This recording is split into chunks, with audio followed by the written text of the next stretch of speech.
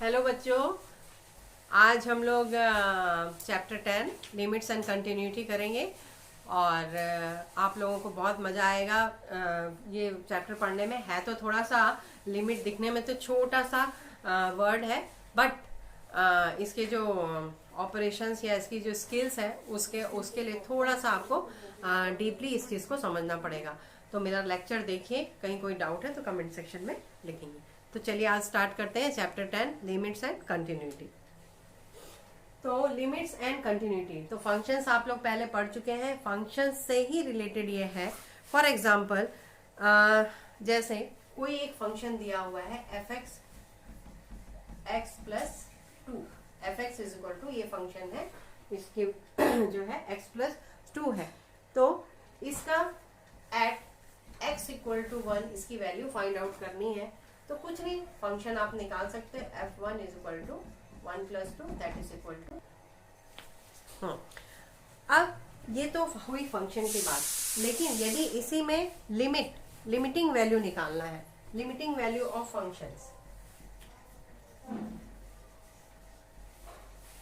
Limiting value of function, limiting value of function निकालने के लिए फॉर एग्जाम्पल यदि इस तरीके से है, लिमिट एक्स, इसको बोलते हैं टेंड्स टू,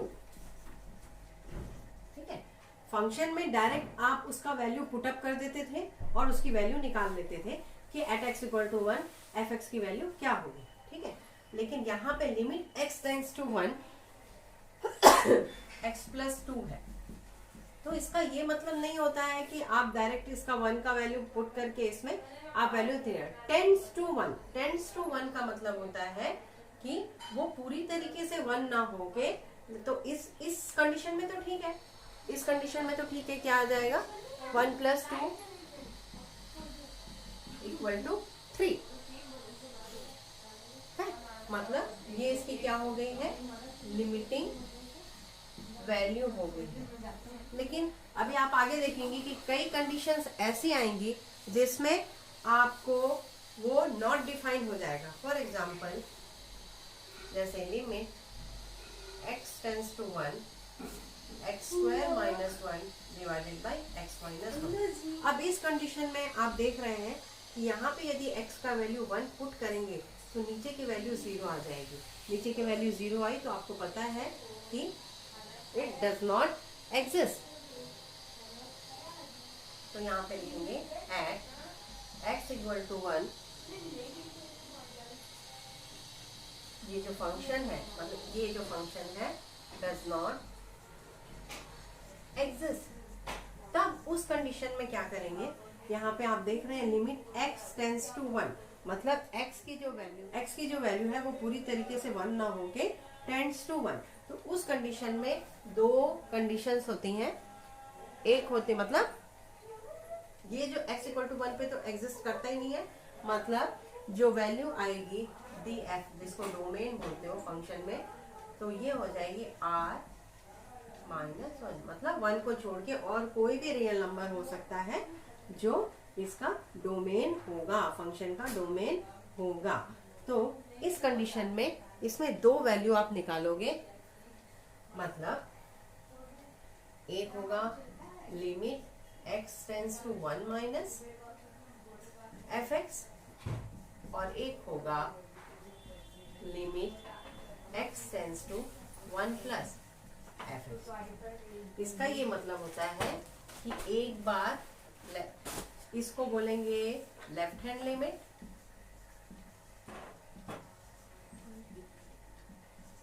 और इसको बोलेंगे राइट हैंड लिमिट। और ये यहाँ पे वन पॉइंट है। लेफ्ट हैंड लिमिट जो इधर अप्रोच करेगा वन की तरफ, और राइट हैंड लिमिट इधर अप्रोच करेगा वन की तरफ। क्यों? क्योंकि x टेंड्स टू वन है, इसीलिए। तो आपको यदि limit x tends to one minus निकालते हैं, तो सबसे पहले इसको a square minus B square में तोड़ लिए तो ये आ जाएगा x plus one X minus one divided by X minus one, ये कैंसिल।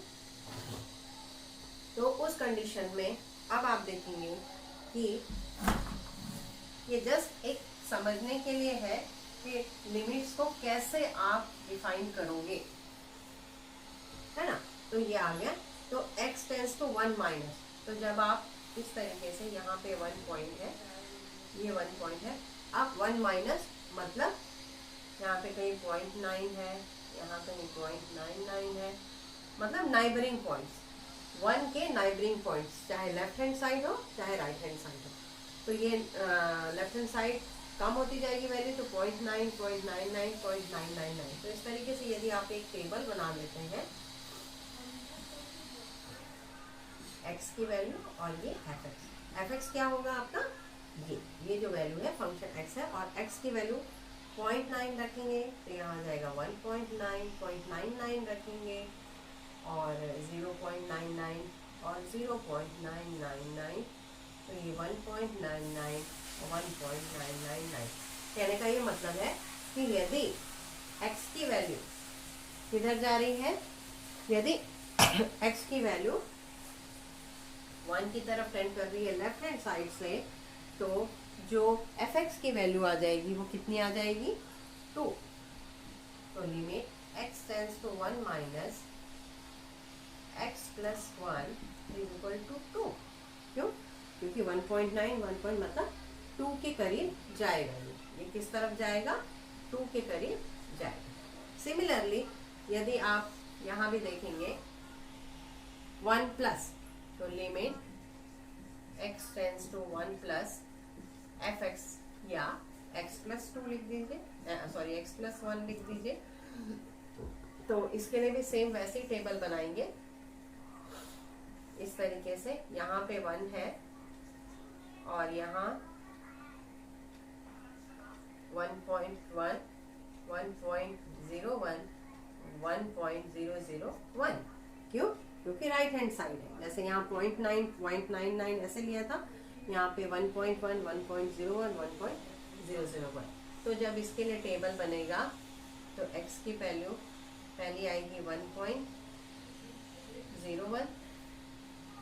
1.1, फिर 1.01, फिर 1.001। तो fx आ जाएगा 2.1, 2.01, 2.001। कहने का मतलब है ये वैल्यू भी किस तरफ जा रही है, 2 की तरफ ही जा रही है। तो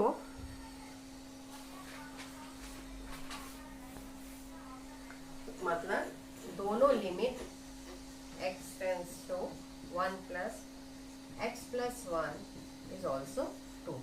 ऐसा कोई फंक्शन दिया है जिसकी लिमिटिंग वैल्यू जब आप निकालते हो तो वो जब एग्जिस्ट नहीं करता है, तब आपको लेफ्ट हैंड साइड लिमिट और राइट हैंड साइड लिमिट निकाल के यदि दोनों लिमिट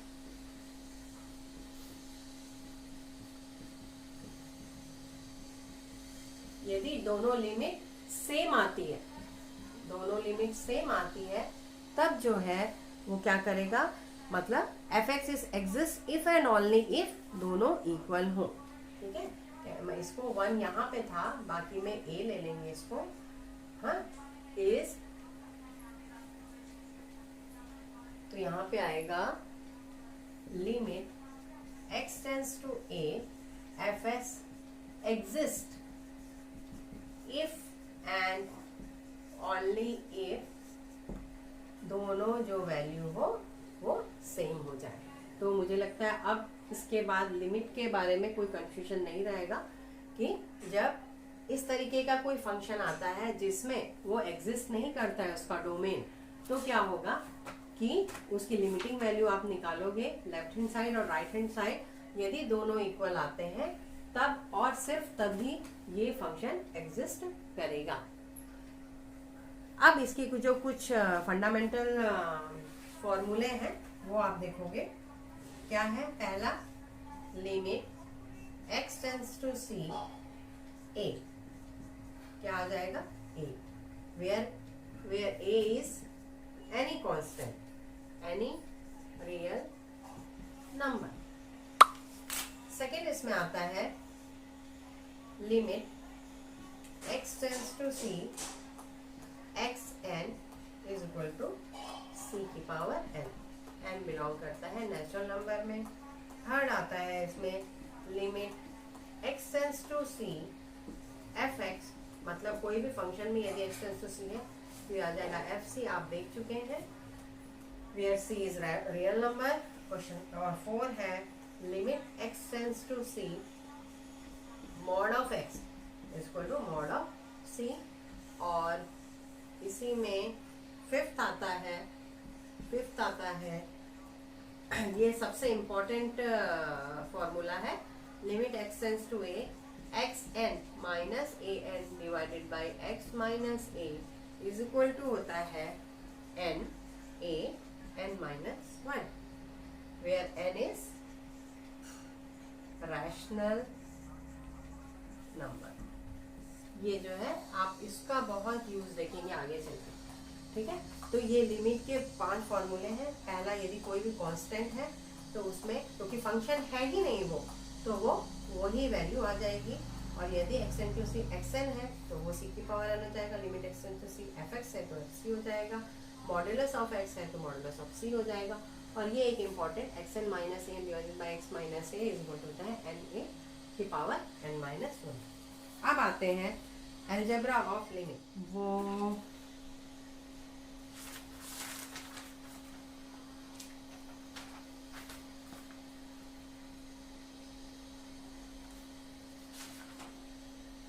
अलजेब्रा ऑफ लिमिट,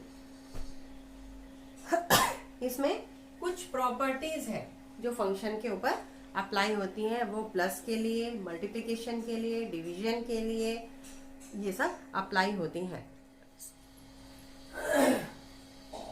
अब यहाँ पे बच्चों अलजेब्रा ऑफ लिमिट देखेंगे अपन। अलजेब्रा ऑफ लिमिट में कुछ यदि f और g दो फंक्शन दिए हुए हैं तो उसमें जब लिमिट का एप्लीकेशन होगा तो क्या क्या प्रॉपर्टी आएगी। कुछ नहीं, बहुत सिंपल है। Limit x tends to c alpha into fx है तो क्या करेंगे, अल्फा को पहले लेके और फिर लिमिट fx की निकाल के उसके बाद अल्फा से इंटू कर देंगे, दोनों इक्वल होंगे। सेकेंड आता है यदि दो फंक्शंस हैं उसका प्लस और माइनस करना है तो आप उसका अलग अलग लिमिट लेके भी उसको प्लस करेंगे तो वैल्यू सेम आएगी। तीसरा है डिवीजन में, इसमें थर्ड आता है limit x tends to c fx by gx। तो इसमें भी वही है कि दोनों का अलग अलग लिमिट निकाल के डिवाइड करेंगे तब भी सेम आएगा, और पहले डिवाइड करके फिर लिमिट निकालेंगे तो भी सेम आएगा। ऐसी कोई फोर्थ है fx इंटू जी एक्स, इसमें भी वैसे ही है, या तो दोनों फंक्शंस को इंटू करके फिर लिमिट निकालिए तो वही आएगा, या दोनों का अलग अलग लिमिट निकाल लीजिए तो भी वैल्यू सेम आएगी। इसी प्रकार 1/fx है तो आप या तो 1/fx करने के बाद लिमिट निकालिए या पहले ही लिमिट fx के निकाल के 1 से डिवाइड कर दीजिए। और 6 होता है fx की पावर n, मतलब या तो पहले fx की पावर n निकालने के बाद लिमिट निकालिए या लिमिट निकाल के फिर उसकी पावर को फाइंड आउट करिए। इस तरीके से ये 6 प्रॉपर्टी आप चाहे तो इसका स्क्रीनशॉट ले सकते हैं। स्क्रीनशॉट लेके आप इसको अपने दिमाग में रख सकते हैं क्योंकि आगे जो एक्सरसाइज 10.1 होगी वो इसी पे बेस्ड होगी। तो ये हो गया। अब कुछ मेथड्स देखेंगे लिमिट निकालने के। तो पहला आता है उसमें मेथड ऑफ डायरेक्ट सब्स्टिट्यूशन।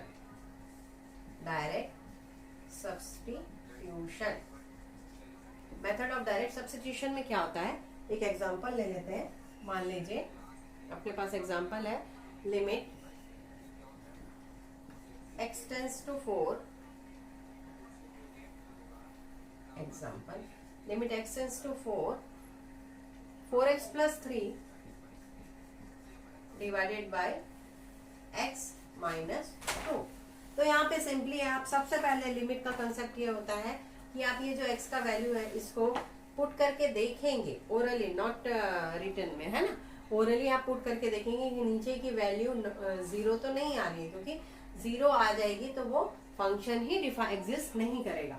तो यहाँ पे देख रहे हैं, मतलब मेथड ऑफ डायरेक्ट सब्स्टिट्यूशन। तो डायरेक्ट सब्स्टिट्यूट कर देंगे तो ये आज मिल जाएगा 4 into 2 plus 3 divided by 4 minus 2 that is 11/2। तो 4 है ना, सॉरी 19/2। तो इसका ये मतलब हुआ कि ये फंक्शन का जो वैल्यू है वो कितना आ गया, 19/2। अब सेकंड जो आता है method of method of factorization. Factorization तो सबसे पहला आपको कभी भी कोई लिमिट निकालने के लिए आएगा तो पहला तो आपको डायरेक्ट सब्स्टिट्यूशन करके देखना है। उस कंडीशन में यदि नीचे की वैल्यू या कोई फंक्शन की वैल्यू ऐसा आता है जो डिफाइन नहीं करता है, तब आप आएंगे सेकेंड मेथड पे जिसको बोलते हैं फैक्टराइजेशन। वो तो जब आप क्वेश्चन देखेंगे ना तो आपको अपने आप समझ में आने लगेगा कि कहाँ पे कौन सा मेथड लगाना है। जैसे इसमें एक एग्जांपल मैं दे रही हूँ, 3x² minus x minus 10 divided by x² minus 4। तो सबसे पहले आप डायरेक्ट सब्स्टिट्यूशन लगाएंगे, यहाँ पे डायरेक्ट सब्स्टिट्यूशन लगाएंगे तो यहाँ पे फिर डिनोमिनेटर में 0 आ जाएगा, मतलब फंक्शन एग्जिस्ट नहीं करेगा। उस कंडीशन में इसको फैक्टराइज करेंगे। आपको पता है फैक्टराइजेशन करना है, मिडिल टर्म को स्प्लिट करना, तो ये हो जाएगा 3x² minus 6x plus 5x। ये सब आप क्लास 10th में पढ़ चुके हैं, क्वाड्रेटिक इक्वेशन को सॉल्व करना कैसे सॉल्व करते हैं। ये होता है 10 × 3 30, तो ये मिडिल टर्म को उस तरीके से स्प्लिट किया और ये हो जाएगा x² माइनस 2 का स्क्वायर। तो जब इसको सॉल्व करेंगे तो 3x कॉमन आया, यहाँ पे लिमिट x टेंड्स टू 2, ये आ जाएगा x minus 2 plus 5x minus 2 divided by a² minus b² का फॉर्मूला लग गया। तो ये आ जाएगा limit x tends to 2 3x plus 5 और x minus 2 divided by x plus 2 और x माइनस 2 कैंसिल। अब ये पॉसिबल है कि अब इसमें डायरेक्ट सब्स्टिट्यूशन लगा सकते हैं। ये आ जाएगा 3 × 2 plus 5 divided by 2 plus 2 that is 11/4।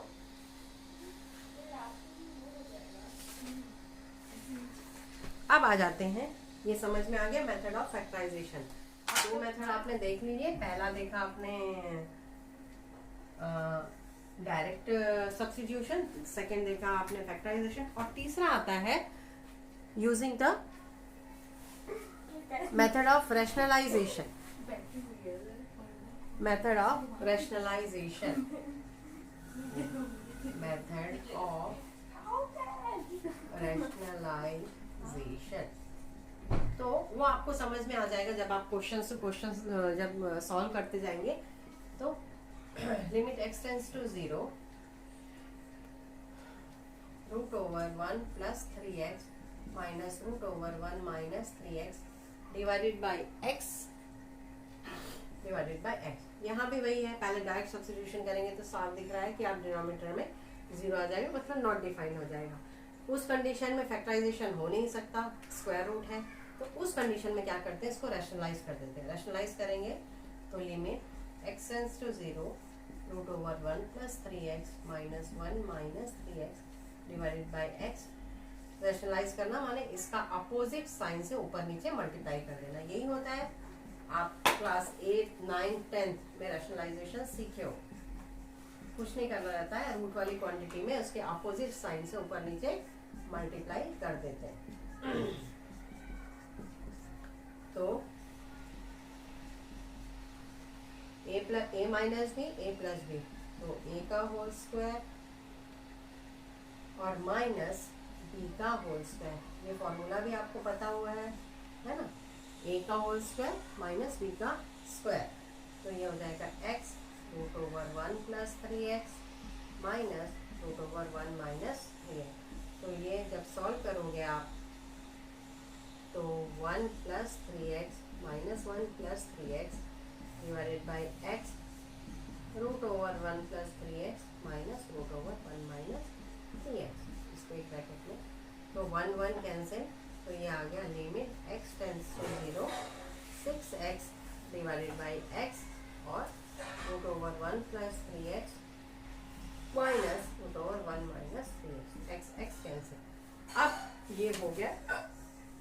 अब आप लिमिट लेंगे, टेकिंग लिमिट, तो ये आपका आ जाएगा 6 डिवाइडेड बाई √1 प्लस 3 मतलब 1 और प्लस से किया है ना, यहाँ पे प्लस आएगा, √1 प्लस √1, तो 6/2 दैट इज 3। इस तरीके से रैशनलाइजेशन से कैसे यूज करके आपको इसकी लिमिट फाइंड आउट करनी है। अब लिमिट में जो लास्ट हम लोगों ने फॉर्मूला पढ़ा उस फॉर्मूले को यूज करना। तो फोर्थ आता है यूजिंग द फॉर्मूला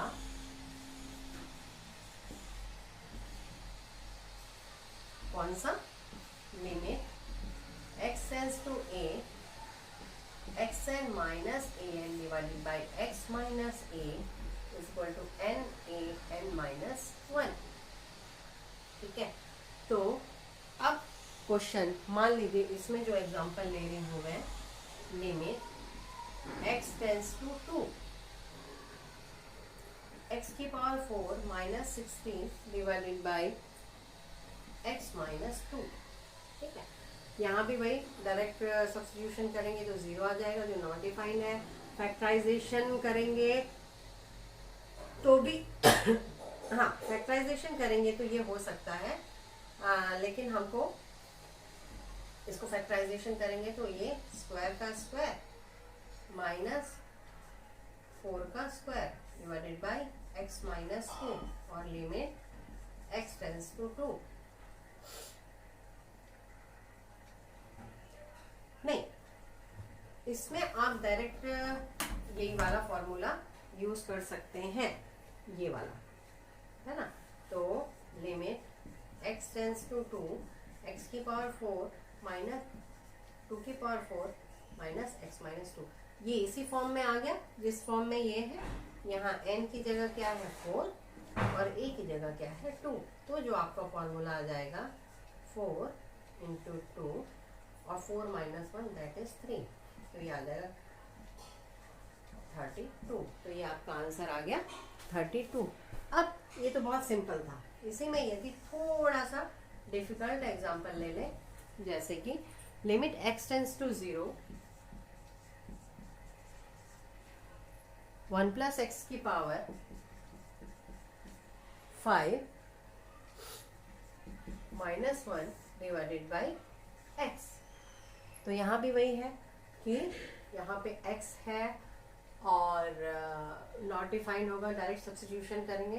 तो आप इसमें एक काम कर सकते हो कि 1 प्लस एक्स को मान लीजिए y ले लेते हैं, तो अब तो ये हो जाएगा limit x tends to 0 1 y, यहाँ y ले लिया, y की पावर 5 माइनस 1 की पावर 5 लिख सकते हैं और इसको y माइनस 1 लिख सकते हैं। तो ये तो इस फॉर्म में आ गया, x की जगह बस y है। तो जब यहाँ y है तो यहाँ की जो वैल्यू होती है वो भी y ही होनी चाहिए। तो यहाँ पे आप देखेंगे जब x टेंड्स टू 0 तो y टेंड्स टू क्या हो जाएगा 0 प्लस 1, मतलब y टेंड्स टू 1 हो जाएगा। तो यहाँ पे आप लिख देंगे y टेंड्स टू 1। अब सेम हो गया x टेंड्स टू a तो y टेंड्स टू a है ना, तो यहाँ पे n की जगह 5 है और a की जगह 1 है। तो इसको लिख सकते हैं n a की power 5 minus n minus 1 5 minus 1 that is 4, तो इसका आंसर आ जाएगा 5। तो इस तरीके से सारा फॉर्मूले कौन सा मेथड अप्लाई करना है लिमिट्स में, ये सारा कुछ मैंने एक्सप्लेन कर दिया। और कहाँ लिमिट एग्जिस्ट करेगी कहाँ नहीं करेगी, तो उसमें कौन से मेथड से उसकी लिमिट फाइंड आउट करनी है। तो आज के लेक्चर में इतना ही। नेक्स्ट लेक्चर में हम लोग एक्सरसाइज 10.1 करेंगे। आई होप कि आप लोग ये जो आज का लेक्चर है इसको अच्छे से समझ लेंगे और कहीं कुछ डाउट होगा तो कमेंट सेक्शन में लिखेंगे। तो आगे के क्लास में हम फिर मिलेंगे। अभी के लिए बस इतना ही। तो प्लीज़ यदि आपको मेरा चैनल अच्छा लगता है, मेरा एक्सप्लेनेशन पसंद आ रहा है, तो आप कम से कम कमेंट सेक्शन में लिखिए और मेरे चैनल को लाइक सब्सक्राइब और शेयर ज़रूर करेंगे। और अपने फ्रेंड्स को भी बताइए कि कम से कम जो मैं ये एक्सप्लेन कर रही हूँ यदि आपको लगता है बेनिफिशियल है तो वो भी इसका यूज़ करें। Thank you.